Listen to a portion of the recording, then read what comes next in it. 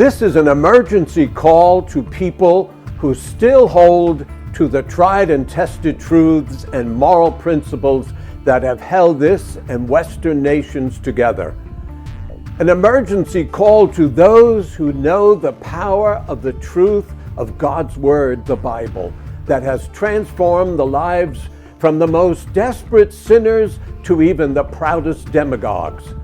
This is a call to resist the deceptions, policies, and even laws that contradict and threaten the very moral foundations God's Word has brought to the nations. Here in America, there is a satanically driven flood of organized action to throw off every influence of Christianity in this culture. There is growing outright rejection of Judeo-Christian values.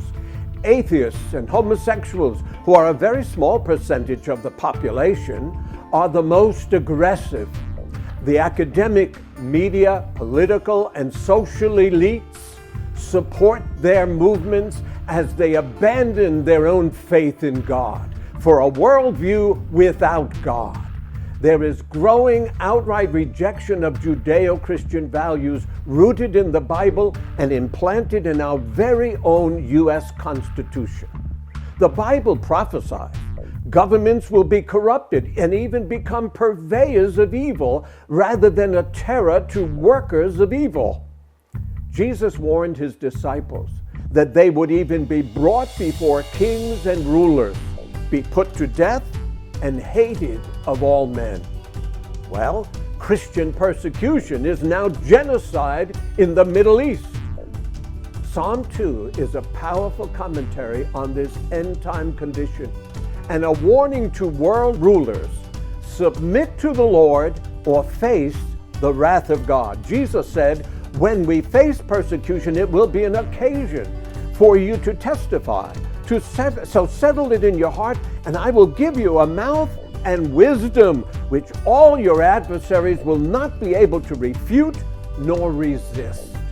Christians have been admonished for so long to resist not an evil person and to turn the other cheek, but they have missed. Resist the devil, and he will flee from you. And the devil, as a roaring lion, walks about, seeking whom he may devour. Resist steadfast in the faith. The devil has cooperating human agents whose words, ways, and policies that contradict God's Word must be confronted and resisted with the truth of God's Word. 55 million babies have been killed in America because not enough Christians resisted the immoral 1973 decision of the U.S. Supreme Court. The homosexual movement has been energized beyond all bounds since that court redefined marriage in contradiction to God's Word and the Constitution it is sworn to uphold. Again, little resistance from Christians. How do we regain ground when we have not been the standard of resistance to speak the truth and to say no to what is against God and His sovereign Word? God is supreme, not the state, not a court of men.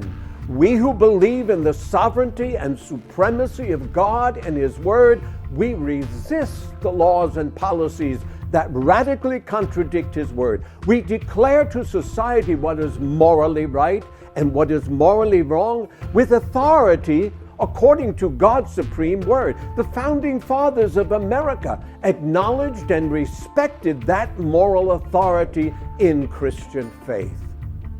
That is the urgent challenge we Christians face in America today.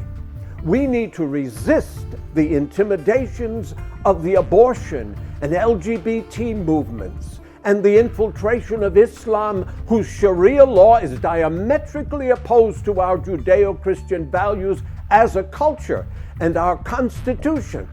We resist not with weapons of war, but by articulated moral convictions and spiritual warfare, and with the whole armor of God. Here's where most Christians err for lack of knowledge, or is it a lack of faith and courage? The atheists and God-hating socialists and antichrist globalists know the weakness of Christians in resisting, and so they harass and persecute.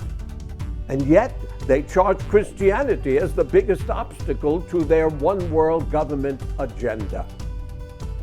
From the Bilderbergers to the Trilateral Commission and the Council on Foreign Relations, and with all their puppet leaders and organizations, there is a multinational consolidation of commercial and banking interests in a very real conspiracy, I say conspiracy, to establish a one-world government or global authority with a worldview without God. It is an antichrist system, prophesied in the Bible, that alerts Christians to recognize and expose as a work of Satan what is in total contradiction to the God of the Bible and Judeo-Christian beliefs. From the popes to the Masons, there is wholesale support for this one-world government emerging.